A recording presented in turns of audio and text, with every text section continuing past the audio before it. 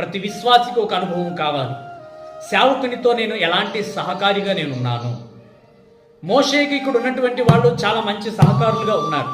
హల్లెలూయా, మంచి సహకారులుగా ఉన్నారు. వాళ్ళ యొక్క సహకారం అనేటువంటిది మోషేకు ఎంతో ఉన్నతమైనటువంటిది, ఎంతో గొప్పగా ఉంది. తను ఒక్కడే చేసేటువంటి ప్రతి పని కూడా సులువుగా వీళ్ళందరితో వీళ్ళు చేయడం మొదలు పెట్టినప్పుడు తన యొక్క కార్యం అంతా కూడా చాలా సులువుగా మారింది. హల్లెలూయా.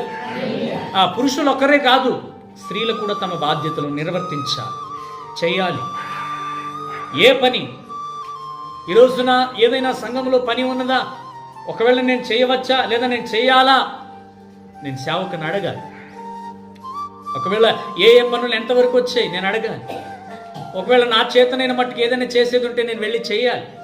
నా చేతన మట్టుకు నేను ఏదైనా సహాయం చేసేది ఉంటే నేను చేయాలి.